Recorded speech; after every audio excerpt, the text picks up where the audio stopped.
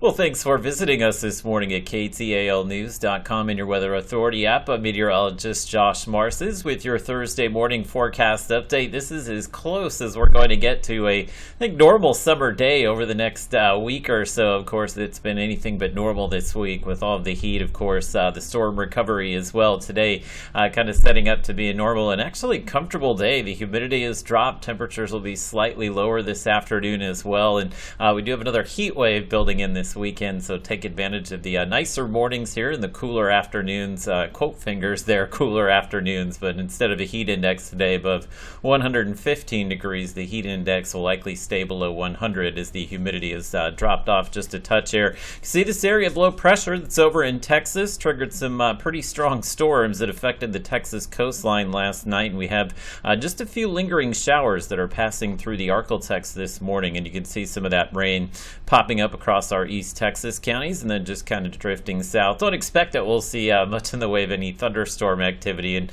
we'll just get that one push of rain early this morning, and then we'll likely stay dry for much of the afternoon here. But we're sandwiched between a low that's over here near Nashville, and you can see that's kind of cartwheeling some drier air in our direction. The winds are out of the northeast, so that's why we're feeling the drop in humidity. And over here to the west of us, there's another low that's turning up these rounds of storms, and again, few of those will be close enough to us this morning to just pull some rain off of it, but the way things are looking, there's not going to be any kind of severe weather threat for us today. Temperatures in the 70s, likely just a partly cloudy morning for most of us, and then high temperatures this afternoon in the 80s in some locations. We haven't seen that in a while, and the rest of us should make it into the low 90s. And there's the heat advisory and heat warning map. Nice to see that nobody in the Arklatex under a heat advisory today. Pretty warm to the southwest of us, and again, once we hit the weekend, we'll feel those warmer temperatures build in, but I think there's a pretty good chance we will not have a heat advisory tomorrow as well. So it's the low that's back here towards Colorado that will churn up the severe weather today. So